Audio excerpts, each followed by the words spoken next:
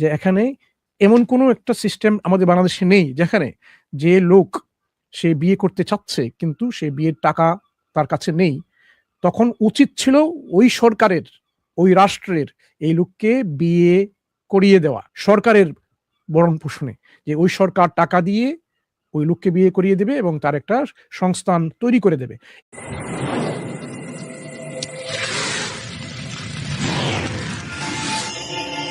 আপনার ধর্মের পরিচয় একটু বলবেন নাকি? আমি অ্যাকচুয়ালি মুসলিম ধর্মী, কিন্তু আমার অ্যাকচুয়ালি জানার দরকার ছিল আর কি একটা বিষয়। হ্যাঁ বলুন, আপনার কি প্রশ্ন আমরা শুনি। যে আমার প্রশ্নটা হলো, আমার এখন আর কি বয়স আর কি 19, কিন্তু আমি আর কি মাস্টারবেশন বা এগুলোর মধ্যে অনেক আগে থেকে আমি আর কি এগুলোর মধ্যে আর কি যুক্ত হয়ে গেছিলাম। দিন একটা আমি আর কি একটা ইসলামিক একটা বই আর কি পড়তেছিলাম। আচ্ছা, আমি এখান থেকে আমি আর কি প্রথম আর কি বুঝতে পারছি যে হস্তমৈথুনটা আর কি হারাম বা এগুলা করা আর কি ঠিক না। আমি এখন আর কি বিয়েও করতে চাই, যে আমি একজন মেয়েকে বিয়ে করে যে আমি এইসব হারাম কাজ ছেড়ে দিই। কিন্তু আমার তো যেমন ধরেন যে আমার এখন ইনকাম নাই, বা আমি এখন একজন এই ছাত্র বা এই হিসেবে এখন আমার এখন কি এখন করা উচিত, এখন আমি এইসব বিষয় থেকে আমি এখন আর কি মানে ছাড়তে পারতেছি না এখন এটা আর কি।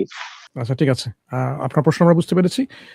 সত্যের সন্ধান ভাই আপনাকে বলি, আমাদের এখানে ডক্টর সারমাত, উনি একজন মেডিকেলি কোয়ালিফাইড ডক্টর, এই জন্য ওনাকে জিজ্ঞেস করেছি, ওনার কাছ থেকে যে সলিউশনটা এসেছে দেখেন, উনি বলেছেন এখানে যে যারা এডিকশনে ভোগেন, এরকম একটা অভ্যাস হয়ে গেছে, একটা বদ অভ্যাস হয়ে গেছে, যে এই অভ্যাস থেকে সরে আসতে পারেন না, তাদের জন্য অনেকগুলো প্রোগ্রাম আছে। হ্যাঁ, যে কিভাবে আবার নিজেকে নর্মালাইজড একটা লাইফে নিয়ে আসা যায়। তার মধ্যে একটা প্রোগ্রামের ক্রম হচ্ছে 12টা স্টেপে, 12টা পদ্ধতিতে আপনি স্টেপ বাই স্টেপ যদি নেন, তাহলে আপনি নিজেকে এই যেকোনো অ্যাডিকশন সমস্যা থেকে আপনি মুক্ত করতে পারেন। তার একটা গাইডলাইন পাওয়া যায়। তার মধ্যে এই 12টা স্টেপের মধ্যে একটা হচ্ছে যে নিজেকে নিজের অসহায়ত্ব থেকে স্বীকার করা। আপনি প্রথম স্টেপ আপনি যেটা করেছেন, আগে এটা প্রবলেমটা আগে অনুধাবন করা যে একটা সমস্যা আছে, যে আমি এখানে এই সমস্যায় পড়েছি, আমার একটা সলিউশন আসতে হবে। তাহলে প্রথম যে স্টেপটা হচ্ছে যে এখানে রিয়ালাইজ করা যে এখানে একটা অসহায় অবস্থা আপনি আছেন, আপনি স্বীকার করেছেন, এখন আপনি একটা সলিউশন চাচ্ছেন। দ্বিতীয় স্টেপটা হচ্ছে যে আপনি হোপফুল হবেন, আশাবাদী হবেন। আপনি আশাবাদী হবেন যে এর একটা সমাধান অবশ্যই পাওয়া যাবে। যদি আপনি এরকম আশা না করেন, তাহলে কিন্তু আপনার সমস্যাটা কখনো যাবে না। আপনি এটা দৃঢ় বিশ্বাস করে নিজেকে আশাবাদী মনে রাখবেন, দরজাটা উন্মুক্ত রাখবেন যে এর একটা সলিউশন আছে, অবশ্যই আছে। হোপকে আপনি পুরোপুরি নিজেকে নিরাশ করবেন না, যে অবশ্যই একটা সলিউশন আছে, আপনি আশা এভাবে রাখবেন। তৃতীয় স্টেপটা হচ্ছে আপনি এখানে যে কোন একটা উচ্চতর শক্তি, একটা হায়ার পাওয়ার, হায়ার অথরিটির কাছে আত্মসমর্পণ করা। এটা সেকুলার লেভেলে হয়, এটা রিলিজিয়াস লেভেলে হয়, যে আপনি যখনই ধরে নিলেন যে আপনার এই সমস্যাটা আছে, তখন আপনি দেখবেন যে হায়ার একটা সুপ্রিম অথরিটি, যেখানে আল্লাহ সুবহানাহু ওয়া তাআলা আছে, একটা মুসলিম হিসেবে যে আল্লাহ আমাদেরকে সৃষ্টি করেছেন, তার কাছে আমাদেরকে আত্মসমর্পণ করা কেন প্রয়োজন? যে উনি আমাদেরকে যেভাবে সৃষ্টি করেছেন, উনি জানেন আমাদের প্রয়োজন কি, কোথায় আমাদের সমস্যা, কিভাবে আমাদের সমস্যা সমাধান হতে পারে। একটা সলিউশন উনি দিয়ে, এখন হয়তো এই বর্তমান সামাজিক প্রেক্ষাপটে এই সলিউশনগুলো কাজে আসছে না, ওই কারণে যে এখানে এমন কোনো একটা সিস্টেম আমাদের বাংলাদেশে নেই যেখানে যে লোক সে বিয়ে করতে চাচ্ছে কিন্তু সে বিয়ের টাকা তার কাছে নেই, তখন উচিত ছিল ওই সরকারের, ওই রাষ্ট্রের এই লোককে বিয়ে করিয়ে দেওয়া, সরকারের ভরণ পোষণে, যে ওই সরকার টাকা দিয়ে ওই লোককে বিয়ে করিয়ে দেবে এবং তার একটা সংস্থান তৈরি করে দেবে। এই সিস্টেমটা হচ্ছে ইসলামের শিক্ষা, কিন্তু এটা তো ইসলামে এই শিক্ষাটা বাস্তবায়ন হচ্ছে না। আপনারা এখন নির্বাচনের সময় আছেন, অনেক অনেক কথা শুনে থাকেন মানুষের, কিন্তু এই ধরনের প্রশ্নের সম্মুখীন কি তারা হয়েছে যে আমরা কিভাবে এই সমস্যাটা দূর করতে পারি, যে সরকারি পৃষ্ঠপোষকতায় এই সমস্যার সমাধানটা কি হতে পারে আমাদের জন্য, যারা আমরা এই সমস্যায় ভুগছি। হ্যাঁ, আমরা বিয়ে করতে পারছি না, আমাদের নিজের টাকা পয়সা নেই, উপার্জন করি না, তখন সরকার আমাদেরকে কিভাবে দেবে? এই ধরনের প্রশ্ন আপনি শুনেছেন কিনা জানি না, কিন্তু ইসলামের শিক্ষাটা এরকম যে এইসব লোকদের জন্য এরা করে থাকে। তাহলে একটা হায়ার অথরিটির সাথে আপনি পুরোপুরি মুখাপেক্ষি হয়ে যাবেন, যার কাছ থেকে এই সলিউশনটা আপনি পেয়ে যাবেন। কিন্তু বর্তমান সময়ে যেহেতু এই হায়ার অথরিটি স্বীকার করা হচ্ছে না, যার কারণেই কিন্তু আমাদের সমস্যাটা এখনো বিরাট। চতুর্থ স্টেপ হচ্ছে নৈতিক আত্মসমালোচনা করা, যেটা একটা মোরাল একটা বেসিস, যে এটা কি নৈতিক কাজ কিনা, এটা কি নৈতিক নাকি অনৈতিক, আপনাকে দেখতে হবে যে আপনি এই কাজটা করছেন, যে আপনার কাছে কি মনে হয়। আপনি যদি নিজেকে নৈতিক কাজটা মনে করেন, তাহলে তো আপনি এই কাজটা চালিয়ে যাবেন, আপনি বন্ধ করতে পারবেন না। আপনার উচিত হবে যে এটাকে অনৈতিক একটা কাজ স্বীকার করে নিয়ে এটা থেকে কিভাবে পরিত্রাণ পাওয়া যায় সেই চেষ্টা করে যাওয়া। এই যে 12টা স্টেপের মধ্যে 4টা স্টেপে আমরা আসলাম, এখানে প্রতিটি স্টেপই কিন্তু আপনাকে রিহ্যাবিলিট করছে, আপনাকে কি পুনর্বাসন বা এরকম আপনাকে নতুন করে তৈরি করছে আপনার একটা প্যারাডাইম, যেখানে আপনার জীবন ব্যবস্থাকে বদলে দেবে পরিপূর্ণভাবে, যে আপনি একটা সমস্যা আছেন, এই সমস্যা থেকে আপনি কিভাবে সরে আসতে পারেন। 5 নম্বর স্টেপটা হচ্ছে অন্যের সঙ্গে তা বাক করে নেওয়া বা এরকম জিজ্ঞেস করা, জানা যে আমার এরকম সমস্যা, এরকম সমস্যার মধ্যে কিরকম সলিউশন আসতে পারে কিনা, বা কে এরকম করে ছিল এই সমস্যার মধ্যে। হ্যাঁ, এটা তো শুধু এটা না ভাই, পর্নোগ্রাফিক অ্যাডিকশনটা আরো বড় বড় এরকম অনেক অ্যাডিকশন আছে। এই অ্যাডিকশন থেকে আমরা সরে আসতে পারি কিভাবে? বিভিন্ন অ্যাডিকশন থেকে কিভাবে নিজেকে মুক্ত করা যায়? Alcohol addiction, gambling addiction, cigarette addiction, অনেক অ্যাডিকশন এরকম লোকে করে থাকে। এই যে পান সুপারির অ্যাডিকশন, কিভাবে একজন মানুষ মুক্ত হতে পেরেছে তার এক্সপেরিয়েন্স নেওয়া, এরকম অনেক লোকের কথা আপনি সোশ্যাল মিডিয়াতে পেয়ে যাবেন। অনেক ইন্টারভিউ আছে, মেডিকেল হেল্প নেওয়ার পর থেকেও যারা এরকম সমাধান হয়নি, কিন্তু অনেক চেষ্টা করে পরবর্তীতে ওনারা কিন্তু সফলকাম হয়েছেন। ওইভাবে আপনি তাদের সম্পর্কে জানা যে এইরকম যারা এই অবস্থায় ছিল তারা কিভাবে এই কেস থেকে সরে এসেছেন। 6 নম্বর স্টেপটা হচ্ছে যে আপনি পরিবর্তনের জন্য প্রস্তুত থাকবেন, যে আপনি আসলে কি এই যে পরিবর্তনটা, যে উপদেশটা আপনাকে দেওয়া হবে, যে পরামর্শটা দেওয়া হবে, তা সেই পরামর্শ নেওয়ার জন্য আপনি প্রস্তুত কিনা। আপনি যদি কোনো পরামর্শ নিতে প্রস্তুত নন, তাহলে তো আপনার সমস্যা কখনো যাবে না, আপনি অ্যাডিকশনে থেকেই যাবেন। এই জন্য আপনাকে এমনভাবে তৈরি করতে হবে যে যে পরামর্শটা আসবে, সলিউশনটা আসবে, মেডিকেলি হতে পারে, সাইকোলজিক্যালি হতে পারে। হ্যাঁ, এগুলো নেওয়ার জন্য, এপ্লাই করার জন্য আপনাকে অবশ্যই মানসিক শারীরিকভাবে প্রস্তুত থাকতেই হবে। এটা আপনাকে আপনি যদি নিজেকে তৈরি না করেন ভাই, আপনার সমস্যা আপনি সমাধান করতে পারবেন না। 7 নম্বরটা হচ্ছে বিনয় এবং আধ্যাত্মিক উন্নতি অন্বেষণ করা। এই যে এমন একটা স্পিরিচুয়াল একটা কোজে যাওয়া, যে সবকিছু কিন্তু ম্যাটেরিয়ালিস্টিক নয়। ম্যাটেরিয়ালিস্টিক সমস্যার কারণেই কিন্তু আজকে সমাজের এরকম নৈতিক অধপতন আর অন্যান্য সমস্যা হচ্ছে। স্পিরিচুয়ালিটি আপনার মধ্যে এমন কিছু আপনি বুঝতে পারেন যে আছে এরকম, যে এর চেয়েও ফিজিক্যাল কিছু জিনিসের উপরেও কিন্তু আরো অনেক জিনিস আছে। আত্মার প্রশান্তি, আপনি আত্মার প্রশান্তি কোথায় পাবেন? আল্লাহর কাছে যদি আপনি শরণাপন্ন হন।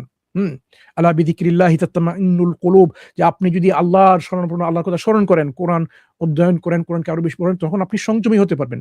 এই যে আগামীতে কিছুদিনের মধ্যে রামাদানুল কারীম আসছে, রমাদান মাস আসছে। এই রমাদানে কি হয় জানেন? যারা সাধারণত যেরকম বিবাহিত আছেন তারা কিন্তু এরকম শারীরিক সম্পর্ক স্থাপন করেন তাদের স্পাউসদের সাথে, কিন্তু দিনের বেলায় রমাদান যখন চলে তখন এটা সম্পূর্ণভাবে নিষিদ্ধ হয়ে যায়। কেন? এটা তাদেরকে একটা সংযমী শিক্ষা দেওয়া হচ্ছে, যে এই কাজগুলো এখানে এই সময়ের ভিতরে সূর্য উদয় থেকে সূর্যাস্ত পর্যন্ত এরকম কোনো কিছু করা যাবে না। যদিও আল্টিমেটলি এটা হালাল ছিল। এটা কোনো অন্যায় কাজ, অনৈতিক কোনো কাজ ছিল না। হ্যাঁ? পুরুষ নারী এবং পুরুষ যে যারা স্বামী-স্ত্রী তাদের মধ্যে যে ফিজিক্যাল ইন্টিমেসি, এটা তো কোনো অন্যায় কোনো কাজ না, অনৈতিক কোনো কাজ না। কিন্তু নিজেকে সংযম শিক্ষা দেওয়ার জন্য এই রমাদান মাসে বলা হচ্ছে যে আপনারা এই কাজগুলো দিনের বেলায় আপনি বিরত থাকবেন। এটা নিষিদ্ধ কাজ। সুতরাং এই যে সংযমের শিক্ষা আপনার প্রয়োজন আছে, যে আপনি যখনই নিজেকে একটা আধ্যাত্মিক উন্নতির দিকে আপনি এগুবেন, তখন এই সংযমের শিক্ষা আপনাকে এগুতে হবে, যে আমি সংযমী হয়ে যাব। হ্যাঁ, যদিও আমার একটা প্রয়োজন আছে, কিন্তু আমার প্রয়োজনকে আমি এটা ট্যাকল দিব কিভাবে? যে আমি নিজেকে সংযমী হওয়ার চেষ্টা করে আমি যদি এই সংযম শিক্ষা করতে পারি, তাহলে আল্টিমেটলি আমি এই আ বিষয় থেকে বা এই ইস্যু থেকে আমি মুক্ত হতে পারি।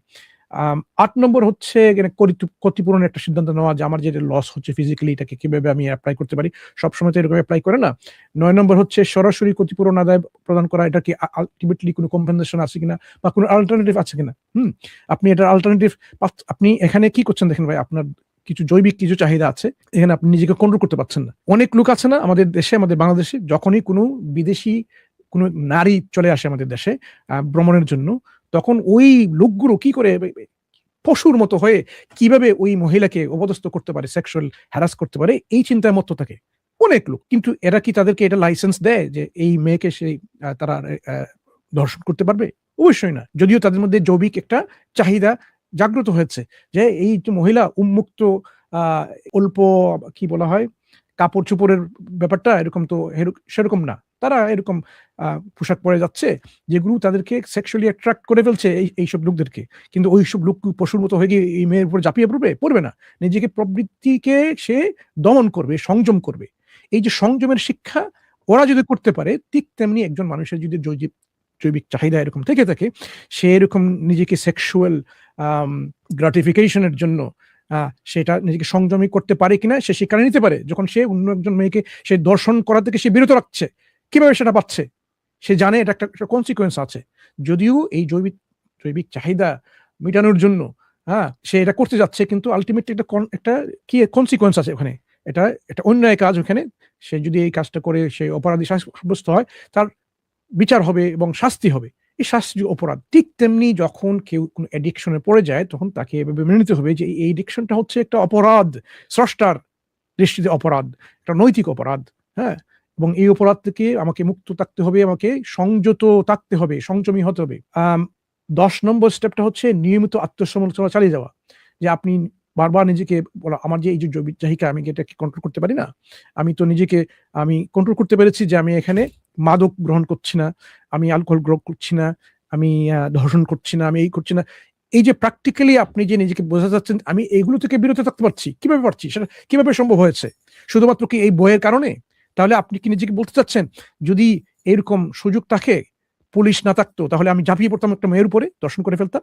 এটা কি আপনাদের মনোভাব? নাকি আপনাদের একটা উচ্চতর একটা নৈতিক একটা স্ট্যান্ডার্ড আছে যে না, হাজার কোনো পুলিশ, কোনো লোক না থাকলেও, এই যে কোনো পাবলিক একটা প্লেস এরকম না, কেউ নেই, না আছে সিসিটিভি ক্যামেরা, না আছে পুলিশ, না আছে অন্য লোক, যে এরকম একটা সুন্দরী মহিলার উপর আপনি ঝাঁপিয়ে পড়বেন না? কেন পড়বেন না? কারণ আপনার একটা নৈতিক একটা স্ট্যান্ডার্ড আছে যে আমি না কেন করব এটা? এইভাবে আপনাকে তৈরি করতে হবে যে আমি নিজের আত্মসমালোচনা যদি এইভাবে করতে পারি, তাহলে কেন বিভিন্ন অ্যাডিকশনটা আমি সেভাবে নিতে পারছি না? আমার যে অন্যান্য অ্যাডিকশন গুলো আছে, আমি যদি সেভাবে ধরে নেই যে শুধুমাত্র আমি লোকের বয়ে, প্রশাসনের বয়ে, আইনের বয়ে কি আমি নিজেকে এরকম সংযমে রাখবো, নাকি আসলে প্রকৃত অর্থে এই কাজগুলো অন্যায় এবং এগুলো থেকে আমি দূরে থাকবো? এটা আমার একটা নৈতিক একটা উন্নতির একটা পরিচয়। এইভাবে কিন্তু নিজেকে আত্মসমালোচনা করে চালিয়ে যেতে হবে। ১১ নম্বর স্টেপটা হচ্ছে সচেতন আধ্যাত্মিক সংযোগ স্থাপন করা। হুম? যে স্পিরিচুয়াল কানেকশনটা কিভাবে তৈরি করা যায়, আমাদের সামাদ ভাই, ডক্টর সামাদ বললেন যে কিভাবে আপনি জুমার নামাজে যাবেন, প্রতিনিয়ত নামাজ পড়বেন, ৫ ওয়াক্ত নামাজে যাবেন, নামাজের সময় যাবেন। ইন্নাস সালাতা তানহা আনিল ফাহশাই ওয়াল মুনকার ওয়া যিকরুল্লাহি আকবার। ইন্নাস সালাতা তানহা, নিশ্চয়ই সালাত কি করে মানুষকে এগুলো থেকে বিরত রাখে। এই যে কাজগুলো থেকে আপনি যদি ওই সময় ফজর নামাজে যান, যোহর, আসর, মাগরিব, ইশা, প্রত্যেক নামাজে যদি আপনি যান ভাই, এই মসজিদে গিয়ে নামাজ পড়েন, তখন এক নামাজ থেকে আরেক নামাজের যে মধ্যবর্তী সময়গুলো আছে, ওই সময় তো আপনি আল্লাহর কথায়, আল্লাহর স্মরণে আপনি মশগুল বা ব্যস্ত থাকবেন। তখন আপনার যে এই যে বিভিন্ন জৈবিক চাহিদাটা আপনার আছে, ওইটা থেকে আপনি ডিস্ট্রাক্ট হয়ে অন্যদিকে আপনি নিতে পারেন যে ঠিক আছে না, আমার তো এগুলো আমার সমস্যা, আমি দূর করতে যাচ্ছি, তাহলে কিভাবে আল্লাহর দিকে আমি কানেক্ট করতে পারি? যেভাবে ইনশাআল্লাহ আমি যদি এখন ভালো করে লেখাপড়া করি, একটু সংযমী হয়ে একটা চাকরি পেয়ে যাই, যেহেতু আমাদের এই বর্তমান প্রেক্ষাপটে এরকম রাষ্ট্র আমাকে সাহায্য করবে না, তাহলে আমি পরবর্তীতে কি করতে পারবো? যখন আমি সেলফ এমপ্লয়েড হয়ে যাব বা কোনো একটা প্রতিষ্ঠানে কাজ করব, আমি যখন আমার উপার্জন কিছু থাকবে, যে আমি বিয়ে করতে পারবো, তখন আমি বিয়ে করে নেবো ইনশাআল্লাহ। এই যে সংযমের শিক্ষা, এটা আপনি নিতে পারেন কিভাবে? বারবার আপনি সচেতন হয়ে স্পিরিচুয়াল কানেকশন তৈরি করবেন মসজিদের সাথে। মসজিদ কেন্দ্রিক এই সলিউশনটা কেন অত্যন্ত জরুরি? এটা কিন্তু সেকুলার থেরাপি বা যে রিহ্যাবিলিটেশন প্রক্রিয়া আছে, সেটা আপনি পুরোপুরি বলে দিবে না। কিন্তু তারপরে বলবে যে একটা ধরনের স্পিরিচুয়াল কানেক্টিভিটি আপনার প্রয়োজন আছে। তখন আপনি যদি যান ভাই, আপনি মসজিদে গিয়ে এটা কি চিন্তা করবেন নাকি? মসজিদে গিয়ে আপনি এই যে আল্লাহর কথা স্মরণ করবেন, একজন ভাইয়ের সাথে, দ্বীনি ভাইয়ের সঙ্গে আলোচনা করবেন, হ্যাঁ? যে কিভাবে আমাদের নফসকে আমরা কন্ট্রোল করতে পারি। আমাদের নফসের অনেক চাহিদা আছে, হ্যাঁ? শুধুমাত্র এই তো সেক্সুয়াল তো চাহিদা না, অন্যান্য কতগুলো চাহিদা আছে। এগুলো আপনি কিভাবে সংযম করতে পারেন, এটা মসজিদে গিয়ে বসে ধীরে, ধীরে আপনি যদি আধ্যাত্মিকভাবে নিজের উপরে এটা আ এক ধরনের আত্মসমালোচনা করে বোঝার চেষ্টা করেন, তাহলে আপনি বুঝবেন যে এখানে আসলে অবশ্যই স্পিরিচুয়াল দিকে এগুলে আপনি এটাকে কন্ট্রোল করা যায়, একটা বশে নিয়ে আসা যায়, একটা সংযমী হওয়া যায়। এবং আল্টিমেটলি লাস্ট যেটা হচ্ছে, এই যে ব্যাপারগুলো যে অন্যের কাছে পৌঁছে দেওয়া, 12 স্টেপ, যে সলিউশনটা আমি এটা করেছি এবং এটা করে আমার বেনিফিট হয়েছে। আমি যেটা করেছি এটা বেনিফিট হয় নাই। তখন মানুষ এটা থেকে অনেক শিক্ষা নেবে। আ যারা আ পলিসি মেকিং এ আছেন, হেলথ পলিসি থেকে শুরু করে স্পিরিচুয়ালি যে সলিউশন গুলো তৈরি করেন, আমাদের আলেম যারা আছেন, তারাও বুঝবেন যে যেহেতু এই লোকেরা এই সমস্ত অ্যাডিকশন এ ভুগছেন এবং তারা নিজের প্র্যাকটিক্যাল লেভেলে এই সমস্যাগুলো দেখেছেন, এগুলো থেকে পরিত্রাণ পাওয়ার কিছু সুযোগ তৈরি করেছেন নিজেদের মধ্যেই, এবং কোনটা কাজ করেছে, কোনটা কাজ করেছে না, এই জনের সচেতনতা যখন সমাজের মধ্যে তৈরি হয়ে যাবে, তখন কিন্তু পরিষ্কার হয়ে যাবে যে আমাদের এটার একটা কিন্তু ব্যক্তিগত কোনো সমস্যা না, এটা সামাজিক সমস্যা। যার সমাধান হচ্ছে সামাজিক সমাধান। সামাজিক সমাধান কোথা থেকে আসবে? একটা রাষ্ট্রনীতি থেকে আসবে। যে রাষ্ট্রের মধ্যে এরকম কোনো নীতি নেই, এরকম শিক্ষা নেই, যে রাষ্ট্র একজন নাগরিককে কিভাবে প্রটেক্ট করতে পারছে না, তার জৈবিক চাহিদা পূরণ করার জন্য তাকে এরকম উপযুক্ত একটা বিয়ের সংস্থান করতে পারছে না, তখন মানুষ বুঝবে যে রাষ্ট্রনীতি অত্যন্ত প্রয়োজন। তখনই আপনার একটা অনুধাবন ক্ষমতা চলে আসবে যে ইসলাম শুধু ব্যক্তিগত জীবনের জন্য নয়, ইসলাম ব্যক্তি এবং সামাজিক রাষ্ট্র প্রতিটি ক্ষেত্রেই কিন্তু ইসলামের পদচারণা এবং সেই শিক্ষা আছে।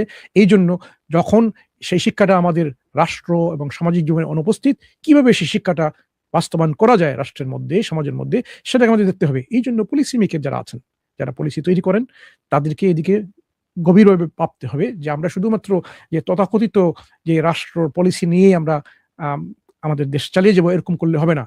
ইসলামকে কিভাবে রাষ্ট্রের পর্যায়ে নিয়ে আসা যায়, এটা নিয়ে অত্যন্ত গভীরভাবে গবেষণা করে বর্তমান সময়ের প্রেক্ষাপটে যে সমস্যাগুলো আছে সেগুলো কিভাবে দূর করা যায়, এগুলো নিয়ে আরো বেশি করে গবেষণা করে মানুষের সামনে নিয়ে আসতে হবে।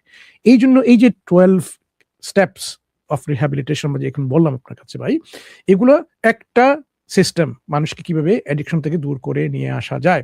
এর অর্থ না এগুলো করলেই আপনার সমস্যাটার সমাধান আপনি পেয়ে যাবেন। একটা দিক নির্দেশনা, একটা গাইডেন্স আমরা দিলাম এখানে ডাক্তার সালমাদের পক্ষ থেকে, যে আপনি এখন চিন্তা করবেন ভাই যে আপনি কিভাবে কোন পদক্ষেপ আপনি নিচ্ছেন, সমস্যা কি সমস্যা মনে করছেন কিনা, নাকি আপনি মনে করছেন যে এর কোনো সমাধান নেই, সেটা আপনি দেখবেন।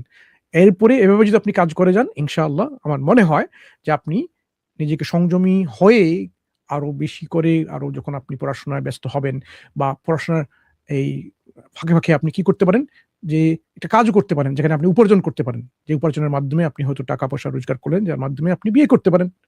যে আপনাকে বিয়ে করতে হবে এরকম যে যার এরকম অট্টালিকা আছে, বাড়ি গাড়ি আছে, বিজনেস আছে, এরকম না। আপনি বিয়ে করতে পারেন এমন একজন নারী, সে হচ্ছে ধার্মিক, ধর্মভীরু, আল্লাহভীরু, হ্যাঁ? তারও তো এত বেশি কি নেই, আমরা কি বলি, ডিমান্ড নেই। তখন আপনার শুধুমাত্র যে আপনি তাকে এখানে একটা মোহরানা দিয়ে দিবেন এবং তাকে দেখাশোনা করবেন ফাইন্যান্সিয়ালি, ইকোনমিক্যালি, এটার জন্য তার জন্য যথেষ্ট। এরকম অনেক নারী আছে আমাদের দেশে, অনেক মহিলা আছেন, আপনি এভাবে বিয়ে করতে পারবেন। আমাদের দেশে তো ঠিক উল্টো হয়ে গেছে যে আপনার যদি অনেক টাকা না থাকে আপনি বিয়ে করতে পারবেন না। এই যে যৌতুকের ব্যাপারটা চলে আসছে, এগুলো হচ্ছে দেশের সমস্যা, সামাজিক সমস্যা, যেগুলোর সমাধান ইসলাম আগে দিয়েছিল, কিন্তু মানুষ ইসলামকে গ্রহণ করেনি, বাস্তবায়ন করেনি বলে এগুলা হচ্ছে।